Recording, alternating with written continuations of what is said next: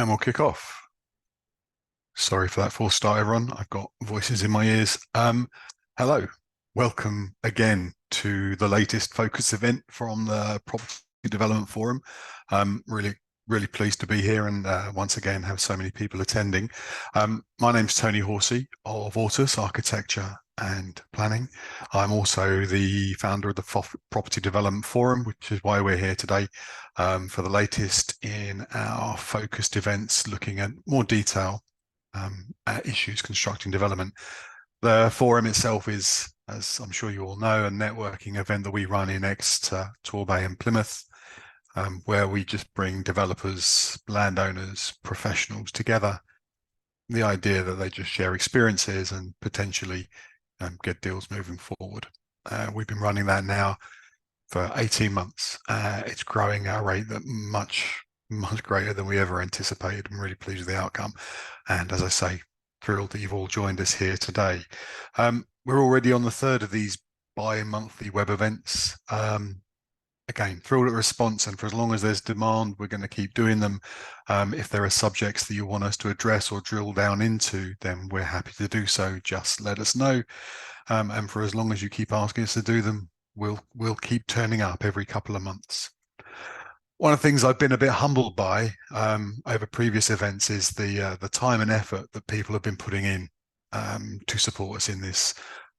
Those of you who attended before will know that we've done these as sort of question time format events where we've taken a particular subject. We looked at whether the planning system was suffering from long COVID. We looked at the implications of biodiversity and game regulations, and we introduced a panel of experts to answer questions from the audience. Those have gone down really well. Today's format is changing slightly because the subject that we're looking at, which is prior approval conversion of commercial buildings to residential, it's a little more specific, and it just felt it was unnecessary really to go. So all we're going to do is just work through some of the details. It will just be me today, but on the upside, it's going to be brief. I won't keep you for too long. I'm certainly not going to drone on for an hour. We're going to look at some facts. We're going to look at a couple of examples. There is going to be a quiz. Sorry to put you on the spot, but you will need to be paying attention. So getting straight to it, and as prompted by Simon Sinek, I'm going to start with why. My why for choosing to do a webinar around this obscure planning class, why I think it's worthy of your time and the effort that we put into putting these on. So I'm going to start by sharing my screen. I'll try not to sing while I'm doing it. And Kim's going to give me a nod to tell me that you can see that. Yes. So I'm going to start with why with these two gentlemen, because they recently made an announcement that took me somewhat by surprise, in that we're going to be building millions of new houses in urban areas, which is a fantastic ambition, fantastic plan. We need housing. But a couple of things struck me is that they probably didn't attend our webinar on the planning system suffering from long COVID. Otherwise, perhaps their statements would have been just a little less, I don't know, bold. And the other thing that struck me is I doubt that they've worked recently in the planning system, because for 30 years that I've worked in this environment, I've never known a time where it's been harder to get planning, where there's been less communication, more requirements, more cost. And whilst we're still battling along with this is a core part of what we do with our professional colleagues, trying to find ways through this system. We've also been looking at ways to possibly circumvent it, ways round, and that's why I wanted to promote this particular planning clause. So yeah, that's my why.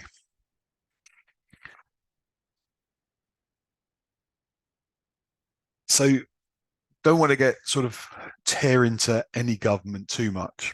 One good thing that helps us in this situation is that recent and possibly, according to what they're saying, incoming changes to planning legislation permitted, particularly around the permitted development order, leads us to planning class MA.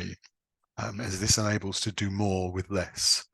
So for context, you're a developer with money you need to be putting to work, and you're looking for a project that you can use your capital to create, let's say, a dozen new homes through a conversion project. But your investors are getting a little twitchy at the idea of tying up their cash for an indeterminate period whilst you dance with the planners. And this is something that we're experiencing a lot at the moment, speaking to investors, where they just, can you give us a timeline for how long this will take? And it is challenging. We can give opinions, we can do what we can, yeah, but it's a challenge. If I said I can get them consent and start on site in 12 weeks, would you bite?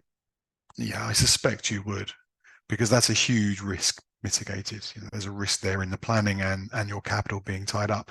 And this is what is potentially achievable using the prior approval route.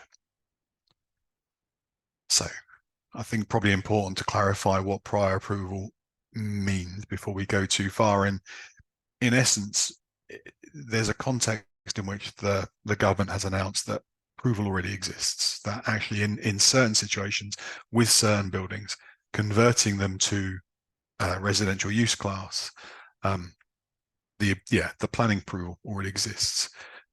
It's quite important that we understand the difference, because what you're effectively doing is you're asking the planners to confirm. I'll read my notes. You're asking the planners to confirm the prior approval exists rather than asking for permission. And that's an important just verification. Because when they have to go through a full plans application, they have to go out to their statutory consultees. They have to consult with Natural England, the Environment Agency, the English Heritage, their arboriculturalists, their ecologists.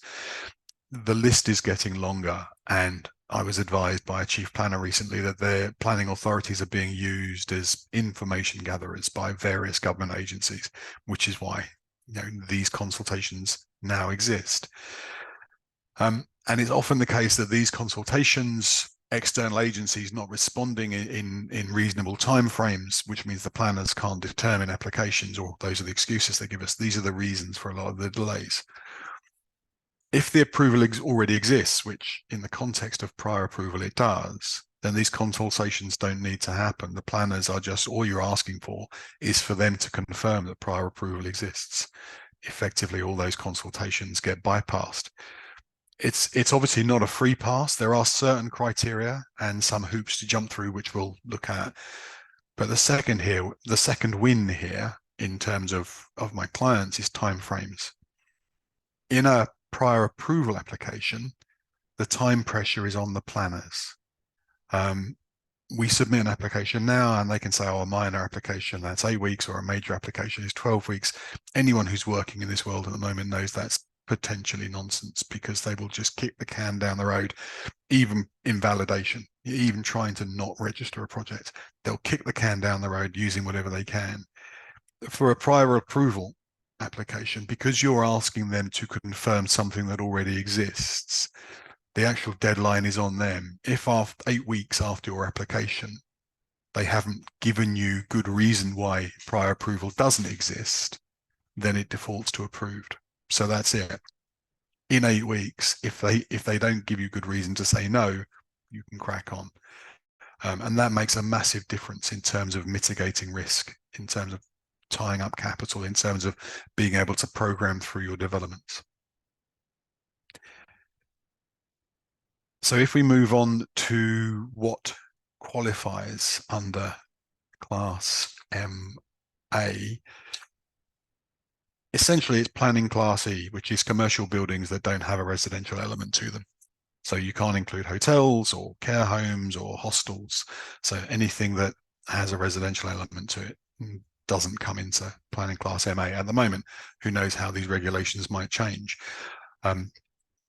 But for other commercial properties, shops, financial and professional services, restaurants, cafes, light industrial, there are some caveats around that I'll get onto later. Medical or health centres, day nurseries, sports centres, basically anything in there qualifies under Class MA and can be converted to residential under the prior approval process.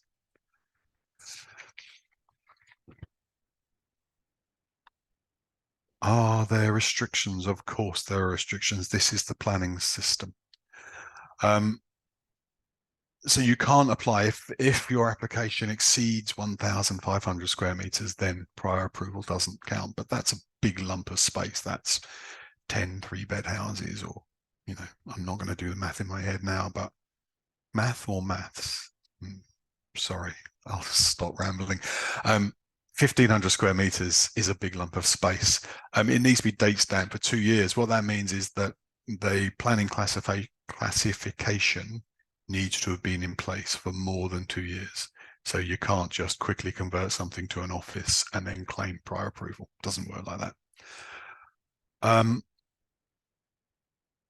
It needs to have been vacant for 3 months. So you need to be able to demonstrate that actually the building isn't occupied and is available for conversion. You can't do external alterations under the prior approval process. There are ways around that, which is why this one's got an asterisk on it. You can submit a separate external alterations application. The process, I've spoken to different authorities. Some require it to be done after they've agreed to prior approval. Some are happy to run them concurrently. We've done them in the past and they've never proven to be an issue. And I think as long as you're not doing anything too contentious, then it's not going to be a problem. It can't be an Article 4 area. For those of you who don't know, an Article 4 area is where a local authority has gone through a consultation period, typically a year, and had permitted development rights withdrawn. That sometimes exists in conservation areas, but not always. I think it does. A lot of new developments now withdraw permitted development rights, but it's something that you need to be clear on. If you're in an Article 4 area where permitted development rights have been withdrawn, then prior approval isn't going to work for you. And your property can't be listed. It can't be a scheduled monument. It can't be in a national park or World Heritage Site. It can't be, there are a list of exclusions. Basically, if it's got any sort of protection around it, then you'll need to go through the full planning route. On this particular slide, I've identified the maximum area of 1,500 square meters because whilst that is a lot, that only actually applies to, it's not necessarily the area of the building, it's the area of the building that you want to convert. So if a building is 2,000 square meters, but you only want to develop half of it, 1,000, then that applies under prior development rules, which is helpful and relevant to something that we'll be looking at shortly. Prior approval is an application. You can't just announce you're doing it. You do have to submit it for consideration and for them to confirm it. And there are certain things that you need to be showing them. So what's in an application, you need to produce scale drawings showing the layout of the residential accommodation, demonstrating that there will be adequate light to all rooms. I've not encountered it before, but I suspect they may start getting twitchy around the nationally described space standards. Different local authority areas deal with those in different ways. So that's just something to be aware of and check up on. But yeah, if you have to comply with the space standards, which we did on a project up in North Devon, then yeah, that's just something to consider. But you need to demonstrate that there will be adequate light to all habitable rooms. So, we can't just start squeezing as much into a deep factory building as we like. You need to be able to do. Okay, I'm going to pause slightly, regroup, stop mumbling. Transport. So we'd need to produce a site plan demonstrating that there is safe access to and from the site. We've done it previously and shown parking. We just met the local parking standards. It was achievable, therefore it wasn't a problem. We just got it through. Contamination. This is particularly relevant if we're looking at light industrial. So what the previous use was, and ensuring that there's no potential for contamination for future residential users. Not in every case, obviously, but if the use was quite non-contentious. So if it was an office building or a day nursery, a desk study brought through landmark is generally sufficient for that. So it doesn't mean we have to go out and start drilling holes and doing soil samples. I think if the buildings you're looking at had some sort of contentious use, or if the desk study throws up the potential for contamination, then you would need to jump through slightly more hoops in terms of demonstrating that the land is safe. But typically a desk study, in our experience, has been sufficient. You need to demonstrate that the building isn't going to flood. So a simple flood risk assessment showing that you're in a flood zone 1, that you're not subject to anything. If all of that comes clear, then an extract from the Environment Agency flood map would be sufficient to show that you're safe. Impact on noise from neighbours. This is a particularly relevant one because they include light industrial. So if you've got a light industrial unit that's in the middle of on the edge of an industrial park, but the neighbours are a large smelting works that makes noise all through the night, or has some sort of industrial use that's likely to cause issues with new residents, then that can be grounds for them to say it doesn't qualify. You need to be able to demonstrate that the amenity of any new residents won't be impacted on by its neighbours. Impact on a conservation area. As I mentioned earlier, permitted development rights do exist in conservation areas as long as there's no Article 4 restriction. If you're going to submit for a prior approval application in a conservation area, you will need to include a heritage statement demonstrating the impact of your proposal on the conservation area. Again, as long as what you're proposing isn't too contentious and doesn't have a negative impact on the character or setting of the conservation area, as is the case in any normal planning application, then that's acceptable. And finally, if you're getting really ambitious, if you're converting a building that exceeds 18 meters high, or part of a building, I suspect if you're getting that high, you're probably exceeding the 1,500 square meters rule. But if you want to convert the top 3 floors of a 20-story building, then you need to start looking at fire statements. And obviously this is a requirement. I think if you're getting into that scale, certainly in the southwest where we are, it's unlikely. But if you're getting to that scale, it becomes a little more contentious. So as I said at the beginning of this presentation, we're going to have a pop quiz. So I would like people to just give me a yes or no answer in the comments box as to whether you think this building would be appropriate for a prior approval application. The building's in a conservation area. It's 340 square meters of gross internal area. It's had a retail use since it was constructed in 1940, and it's been vacant for 2 months. So if you can just pop some comments in.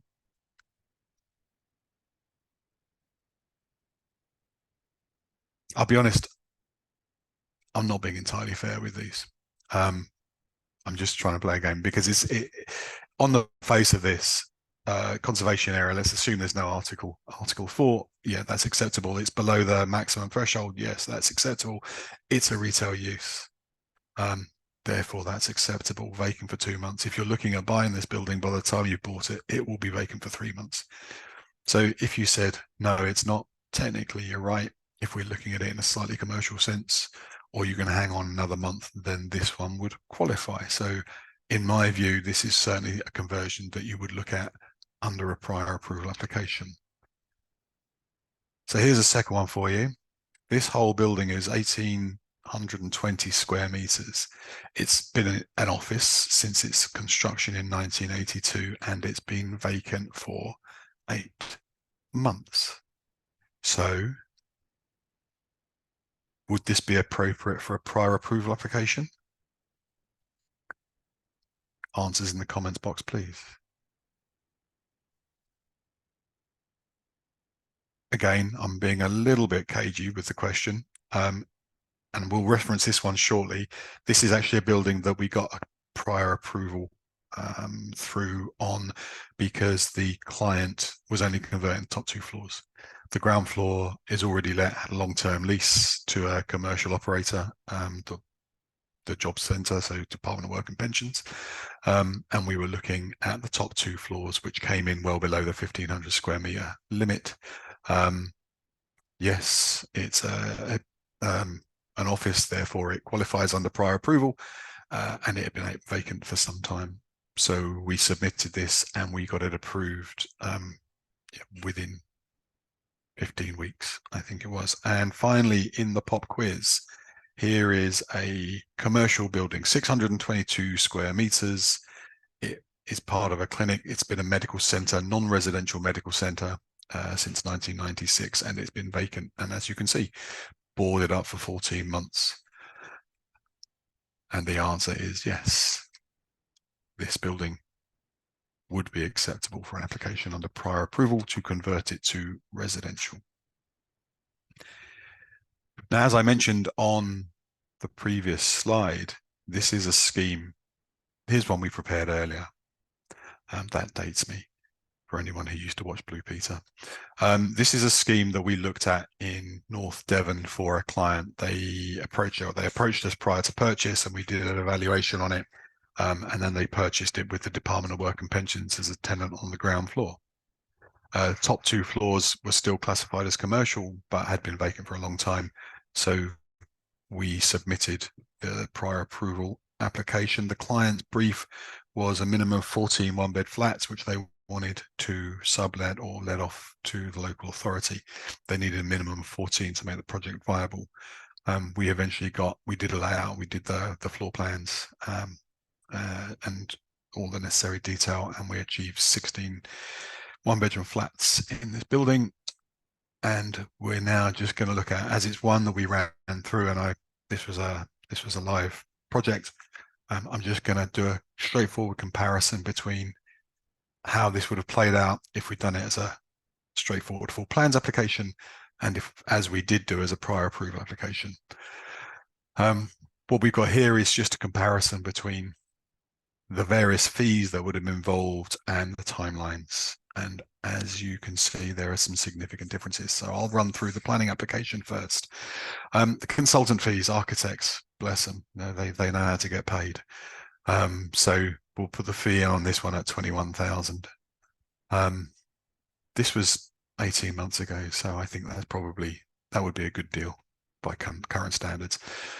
This is a major application, 16 flats, so the consultation would be 12 weeks, and they're going to want us to produce information on everything. So there is an external area. They want to see landscaping. I'm not even touching on biodiversity net gain because it didn't exist at the time, but we'll just say a landscape consultant threw in 1,500 quid. We would now need to do, in certain areas, we'd need to do an energy assessment to demonstrate a percentage of on-site generation. So we'll say another 1,500 for that.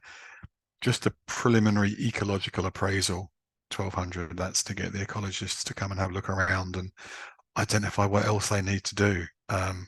We'll say 1,200 quid for that. But once they've found, I don't know, slow worms or bats or potential for, then you can add probably another 10,000 to those survey costs. Drainage. It's in an urban area, so it's likely that we'd have to have a drainage design produced for soakways and rainwater retention, highways consultants, employment. So we've gone through loss of employment and had to produce some viability assessments. That's an example of the sort of consultant fees you're likely to incur on a project of this scale. There were 16 units of £465 a unit, so that's another 7,500. And then because we exceed the 9 unit in minimum for affordable, the local authority that we were in, their requirement for contribution for offsite, if we didn't want to provide them on this site, was 80,000 per unit, so £320,000. So the cost to planning to get an approval on this one to the client, £375,000. In terms of timeline, design, development, application, production, and submission. 20 weeks, that seems about right. By the time you've coordinated all the information brought in by the other consultants. Application validation, 4 weeks. They were the days. If we can get something validated in 4 weeks these days, I would be very pleased. Consultation period. Obviously, a major consultation isn't 16 weeks, but by the time they've asked for more information, kicked it down the road, gone for an extension, I think in reality you'd be looking at 42 weeks. It's the best part of a year. if I were approaching a scheme like this now for full plans, we'd be approaching a year, and I'd be telling my clients a budget somewhere in the region of 375,000. We did this, as I say, under a prior approval application. So the architect's fees, yeah, I had to cut my fees, so we'll put those in. We just didn't produce as much work. So there is real, the fees come down. All the other assessments weren't needed. I suppose we did buy a decontamination desktop report for a couple of £100, which I should throw in there, but that's it. The application for a prior approval are £100 a unit. So that's £1,600 compared to 7,500. And one of the other, I'm reluctant to upsize because we need affordable housing, but from a developer's perspective and a cash flow perspective, via prior approval, we did not have to provide any affordable housing. So that's the biggest saving there, £320,000 that the client doesn't have to pay. So the cost to planning, £15,600 as opposed to 375,000. The other advantage, as I say, is timeline. The design development, 4 weeks, application production, 2 weeks, submission a week. We got it in. Once it's in and they confirm receipt, it's validated. They then have 8 weeks. And we got confirmation within 15 weeks of starting the design. So whilst I was a little cynical when our friends started announcing they're going to be building houses, because of my current experience in the planning system, I am a little optimistic that there are alternative routes. Smaller developments, admittedly. I mean, you're not going to be delivering 200 new homes or large urban developments through prior approval. But for those smaller developments, there's a real opportunity here to find those projects, turn them around quickly, and deliver new homes. The comparison between a full plans and a prior approval, the difference is £360,000. And difference between 42 and 15 weeks. So if you're an investor looking to tie up capital, or if you're a developer trying to get on with actually building, it's a real no-brainer. That's it. I've got to stop sharing. So I'm back on the screen. That's it. I hope that shone some light on this process, but of course there's devil in the detail. There are real opportunities, but do, give us a call if you're looking at projects, speak to a planning consultant. There are real opportunities here, but it's important you don't get tripped up by the detail. Thank you for joining us at the Development Forum webinar. These are always sorry, I'm wittering now because I'm just changing something. No, it's not having it now.